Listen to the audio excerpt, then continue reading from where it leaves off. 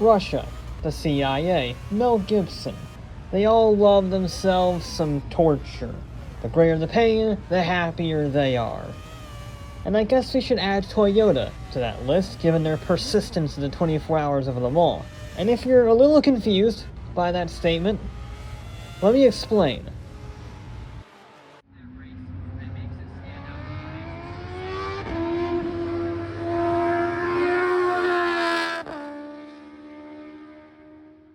Toyota have been working with their tuning company Toms on their Celica Group 5 cars when they decided to take the jump from Group 5 to endurance racing prototypes in the World Sports Car Championship. Now, in order to do that, they first needed a Group C car, and Tom's 82C, 83C, and 84C were up first. Now, the reason why I'm classifying all of them together is because they're very similar in design philosophy, and the results, which we'll get to in a second, were also very similar. Now, the 82C, rather appropriately, began fighting in Suzuka and Fuji in 1982, and the engine was a rather interesting one, shall we say, the inline 4 T-Series family from their Group B rally program. Now, I'm going to be honest, that engine wasn't even successful in Group B since it's a naturally aspirated 2-liter 4-cylinder making 355 horsepower, so shoving it in an endurance racing prototype, probably not the best recipe for success. And it took them until 1985 for them to realize this, but when they did realize it, they added a turbocharger to it to make 500 horsepower. And that is much more in line with what you need at Le Mans, for example. So, they made their first trip to France that year with two 85Cs. And you know what? All things considered, it wasn't terrible for a first attempt. One car had mechanical failure, while the other finished in 12th. Again, that's not a great result, a best finish of 12th, but for a rookie team with a Group B rally engine shoved into a prototype that has never competed outside of Japan before, that's kind of average, I guess, if I'm being generous. But still, they were well off the pace of the Porsches, and you want to win if you're spending this much money on endurance racing prototypes. So, they partnered up with another Japanese manufacturer, Dome, and decided that more power was required. The Dome 86C had 670 horsepower from a 2.1-liter turbocharged 4-cylinder, and it had promise, finishing 4th at Fuji that year. But Le Mans was a different story. One 86C had mechanical failure, while the other was 78 laps down on the leader, so it wasn't even classified as finishing. Yikes. Toyota needed a rethink. And instead of just being an engineering assistant to these privateer tuning companies, they would become the leaders. I mean, Toms would still build the cars for sure, but Toyota became much more involved and threw a lot more money at it. First order of business was installing the new S-Series inline 4, making 620 horsepower, which, yes, is 50 horsepower less than before, but the engine block was thicker, which means it would help the durability. Then they started testing the bodywork and found some disappointing results, shall we say. The Toyota designs simply were not fast enough to generate the downforce of the other cars, because the faster you go, the more force is being applied to the wing, which means you get, well, higher cornering speeds. You can get more downforce by refining your design by doing more races. That's why cars at the end of their careers always are more efficient than the beginning of their careers, because they have more on-the-ground testing. But since Toyota is only contesting a handful of World Sports Car Championship races, they didn't have the required track time necessary for a Le Mans charge. Not that their pace ended up mattering in France, since they had a double DNF before lap 40, and to make it even more humiliating for the Japanese team, their fellow competitor Mazda won the GTP class with a rotary that year. Toyota just kept trying this design philosophy in 1988 and 1990 with the 88C and the 89C respectively, and yeah, they finished in another 12th place in 1988, but in 1989, they had a triple retirement. this was clearly not working and they needed a complete rethink. So the first thing Toyota did was follow the old Group E philosophy and added even more horsepower thanks to a brand new 3.6-liter twin-turbocharged V8 pumping out 800 horsepower in a 2,000-pound rear-wheel drive prototype.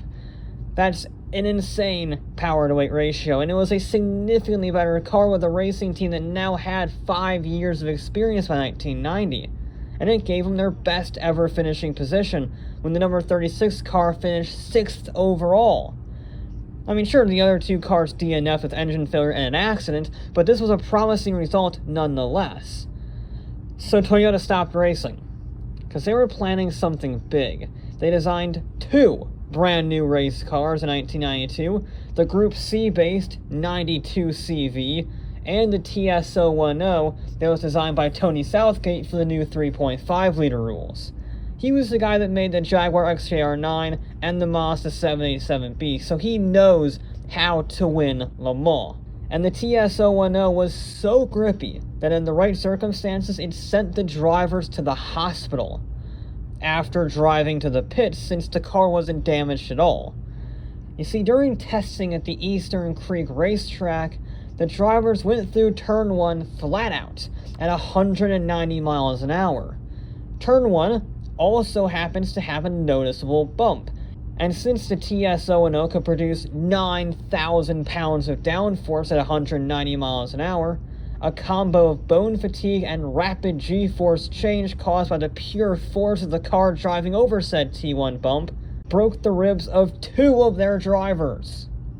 Needless to say, it was a very impressive car, and they would field 5 cars for the 1992 FIA season, 3 TS010s and 2 92 CVs. A season that for the first time they were contesting every single round of. Now the 92 CV was a solid enough vehicle and scored 3 podiums, but the TS010 was described by Andy Wallace as one of the best race cars he's ever driven. It won its class championship in Japan and looked set for Le Mans. Unfortunately, right as Toyota built a phenomenal racing vehicle for the first time, Peugeot built one that was even better, the 905 Evo. Toyota put up a good fight, but Peugeot ultimately won the day, with Toyota finally on the podium in second, 7 years after first embarking on their project. They would also finish second in the championship overall, again behind Peugeot. And then they sort of started to tread water a bit. They kept racing with the TS010s and the renamed 92 CVs for 1993 with underwhelming results. I mean, in 1994, they only ran 2 94 CVs, and yeah, they scored second overall behind the loophole Dower 962, and yeah, it was good enough for a class victory, but it's not an overall victory. And to make matters even worse, Toyota saw the writing on the wall for endurance prototypes because the 3.5-liter rules just sucked. So they got radical, and they converted their Super GT Mark IV Supra into a GT1 car for 1995 under their SAR team. And they didn't use a 2JZ. They used their IMSA 4-cylinder because it was cheaper and had racing experience. Now, I'm not saying that was the wrong call, but I am saying the 2JZ is a legendary engine that can take thousands of horsepower without breaking a sweat and is renowned for its reliability. And, funnily enough, a modified Supra with the wrong engine didn't stand much of a chance against Ferrari F40s and McLaren F1s. The F40s were 15 seconds a lap faster, and mechanical problems did not help the handicapped Supras. So they came back the next year with this GT1 plan and a revised car. The center of gravity was lower, and the aero was redesigned to improve high-speed stability. The aero also made the cockpit ventilate properly, so the drivers could do more than one stint at a time without melting. Then they redid the suspension and the turbo, and saved 100 pounds. It was a much improved car that was easier to drive. But the other teams did the same thing, if you would believe it, and the revamped Supra qualified 36th. Luckily, they had a backup in the form of an MR2. In rear frame only, because it was a stretched chassis to fit a 4-liter twin-turbocharged V8 making 600 horsepower. The starred MC8R is unique in Toyota's efforts, since it actually has a production model, as in they made literally one road-legal MC8R, but they did at least sell it to the public, unlike other cars we'll get to in a minute. Now, the Soul Supra got into an accident and retired from 23rd place, while the MR2 finished in a very distant 24th place. Which, to be fair, is a significant improvement from their previous year, 1995, when the MC8R retired on just lap 14. But to be honest, the Toyota bosses weren't too fussed about this. The cars weren't great anyway, and they were already planning something bigger. Something that would require another year off to study. The GT1 class had gone completely off the rails by 1998, and Toyota took inspiration from the Mercedes CLK GT-R and the Porsche 911 GT1 to develop a race car with no pretense about its road legality. There were in fact 2 road cars built. I'm sure I've talked about this road car before. It's the one that used the fuel tank as a luggage compartment. So it was a road car in every sense of the word, I'm almost sure of it. Now, more importantly, the body was built in-house out of carbon fiber, and the chassis was a mixture of carbon fiber and aluminum. Then they completely rebuilt their Group C 3.6-liter V8 to make 600 horsepower and 480 torque. That made the TS020, aka the GT1, reach a top speed of over 200 miles an hour. Toyota debuted 3 of them at the 1998 24 Hours of Le Mans just to reaffirm to everyone that they were the team to beat. And they had some serious pace, qualifying second ahead of everyone except Mercedes. But qualifying is irrelevant in a 24-hour race, and Toyota found that out the hard way. One car got into a massive shunt halfway through, while another had gearbox failure, with the lone survivor finishing 25 laps behind the winning Porsche, down in 9th. Toyota's failure in 1998 was surprising for the team, so they tackled 1999 with renewed vigor. They did some extensive testing in Spa and were among the favorites for the next year, and they proved it by locking out the front row in the qualifying in the 1999 24 Hours of Le Mans. And this qualifying position started a 3-way battle between Toyota, Mercedes, and BMW that quickly became a 2-way fight when Mercedes opened up its own involuntary airline service. But Toyota had 2 problems as well. First, their V8 was brilliant, but its fuel efficiency was awful compared to the S70 V12 from McLaren. And 2, its Michelin tires were getting shredded by the sharp Le Mans gravel. They also had the unfortunate design in that disintegrating tires tended to disintegrate the suspension with them. And sure enough, 2 cars retired from high-speed tire failures within the first half of the race. But critically, the number 3 car was hunting down the last surviving BMW for the lead, until, you guessed it, it had tire failure during the 23rd hour of the 24-hour race that dropped it down a lap and relegating it to 2nd overall. Toyota may have gotten pole position, fastest lap, highest trap speed, and a class win, but once again, they lost the outright win. It may very well be the best car to never win outright at Le Mans. In fact, the 2003 Le Mans winning Bentley Speed 8 was inspired by the GT1. They threw everything at Le Mans in 1999, and it was the closest Toyota ever came to an outright win.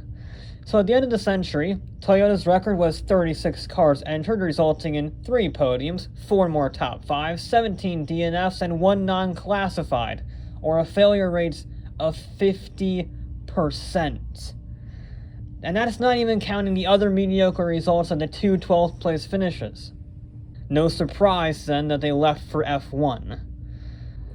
Well, Toyota's F1 efforts were somehow even worse than their Le Mans efforts, and after their Supra HVR won the 2007 24 Hours of Tokahashi outright, they decided to enter the new hybrid LMP1 class to try their hand at Le Mans glory once again.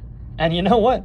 Things went wrong before it even hit the circuit, as the 2011 Japanese earthquake and tsunami delayed production, amongst many other far more important things in that area.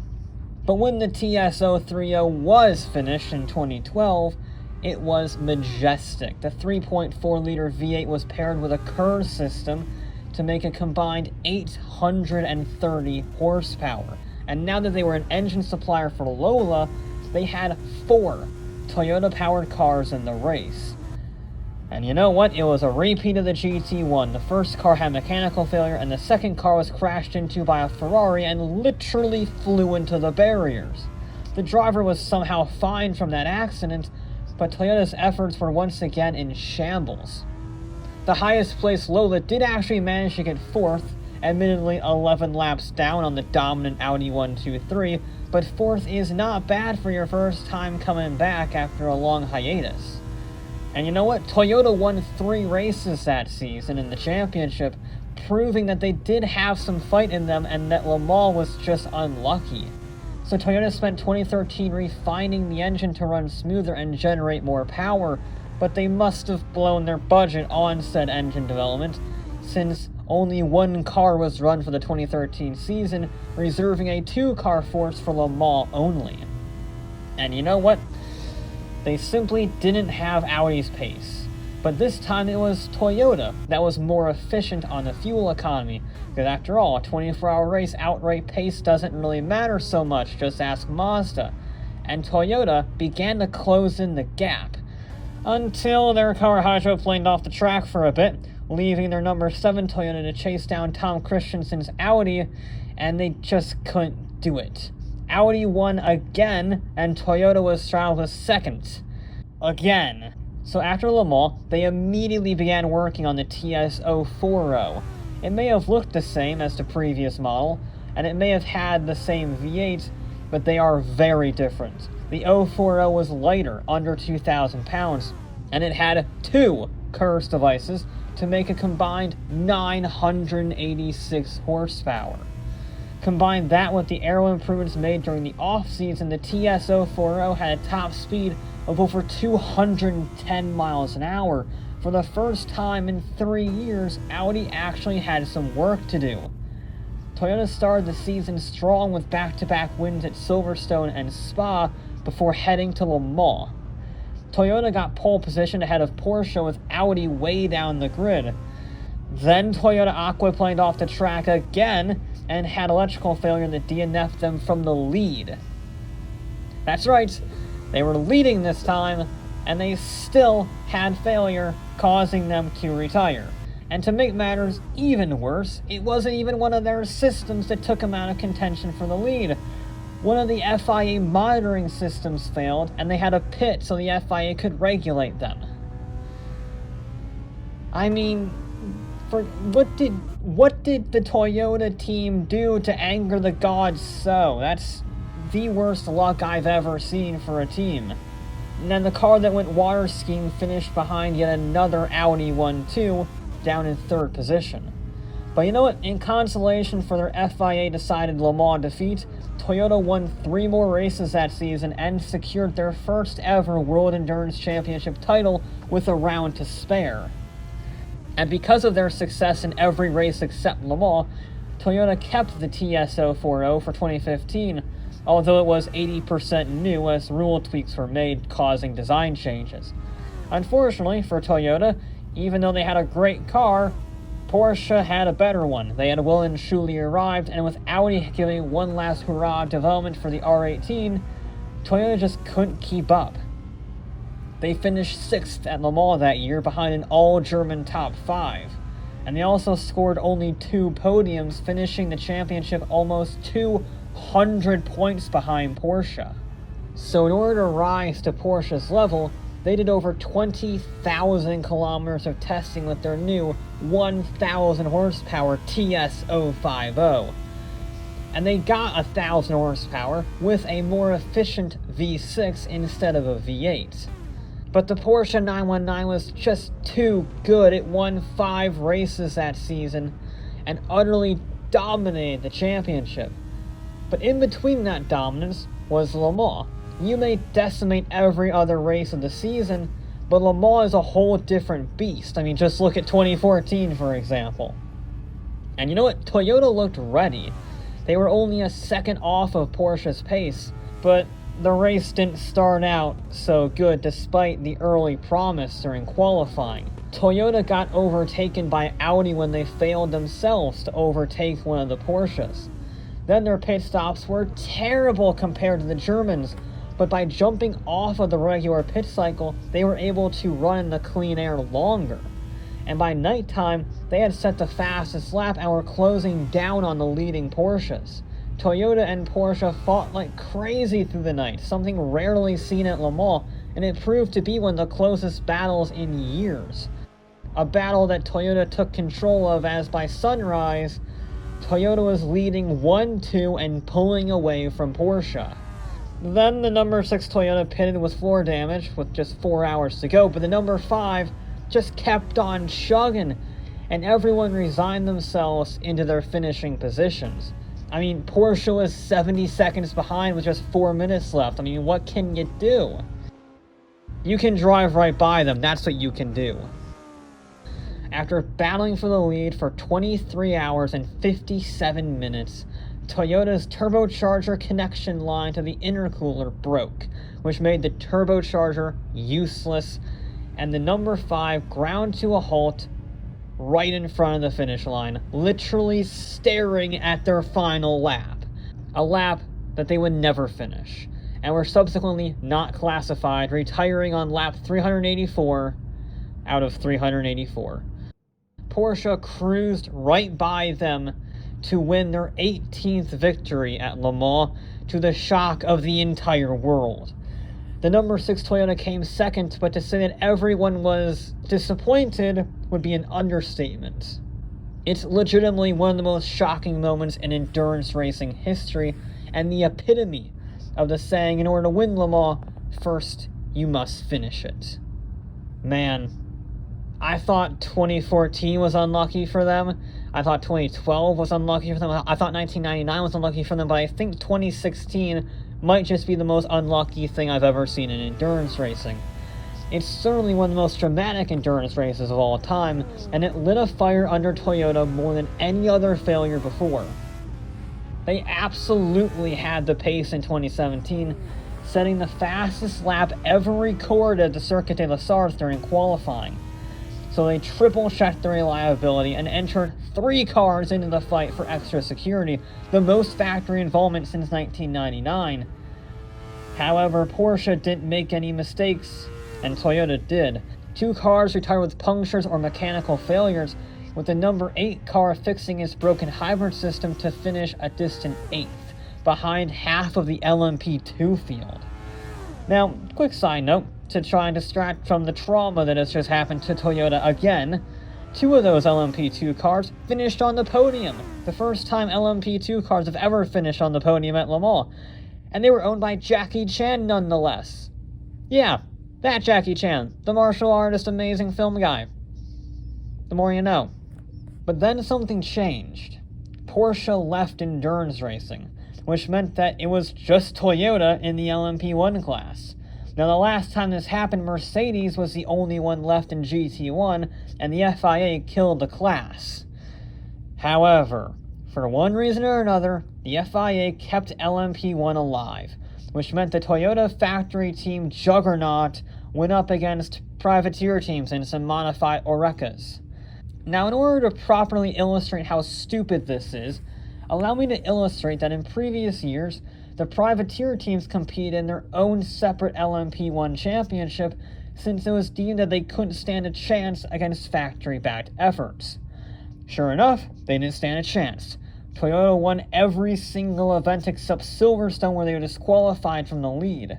Fernando Alonso cruised to victory the 2018 24 Hours of Le Mans, leading a Toyota 1-2 that was 12 laps clear of the next privateer team.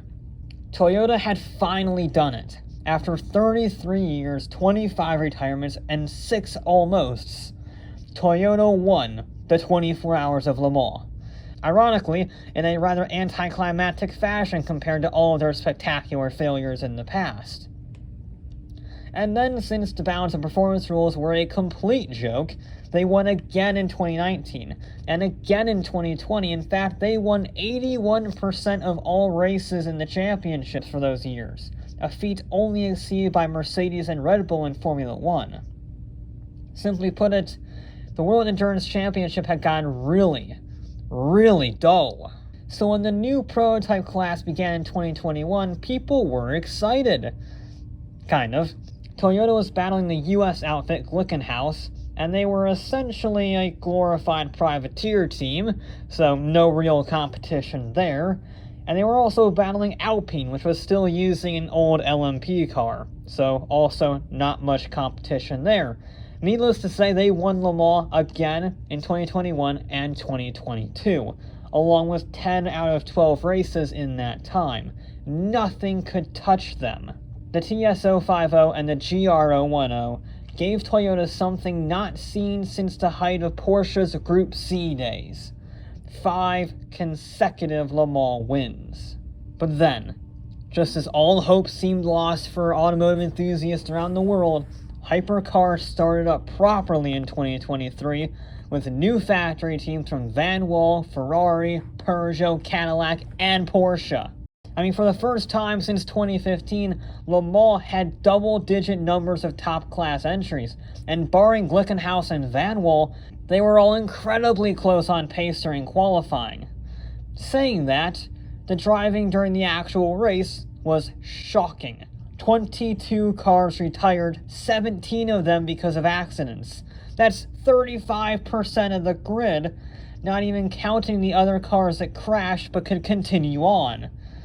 I don't know what happened last weekend, but it was just a flustercluck of epic proportions. But you know what?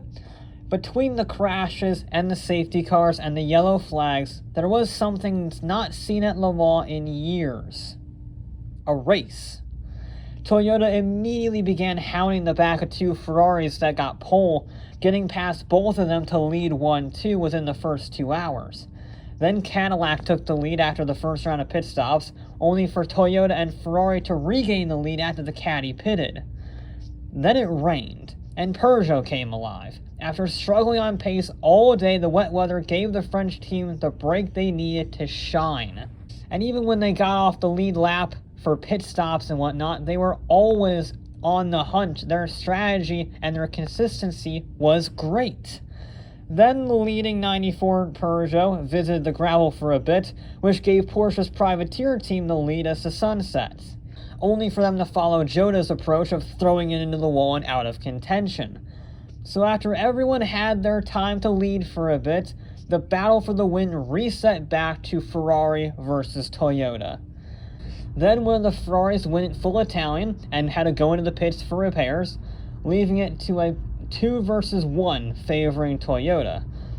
So Ferrari leveled the playing field. A yellow flag was deployed, and the number 7 Toyota and a LMP2 car slowed down accordingly. Unfortunately, another LMP2 car and a Ferrari 488 GTE car behind them didn't get the message apparently, and all 4 of them had various degrees of contact and damage after one of the stupidest incidents I've ever seen. One LMP car was damaged, one was destroyed, the 488 was completely wrecked, having gone in the back of these cars at near full racing speed, and the Toyota had lost a rear drive shaft and was well and truly out of the race. So it fell to the number 51 Ferrari and the number 8 Toyota to fight it out for the win. And oh boy did they. For the remaining second half of the race, the two were separated by less than 30 seconds. The battle just kept going hour after hour, pit stop after pit stop, driver change after driver change. But Ferrari just started creeping ahead a bit by bit up to 13 seconds clear, and with 90 minutes left in the race, Toyota was pushing hard. Too hard. They locked the rears up and spun it into the wall. So despite some minor engine starting issues, Ferrari took the win after a thrilling battle.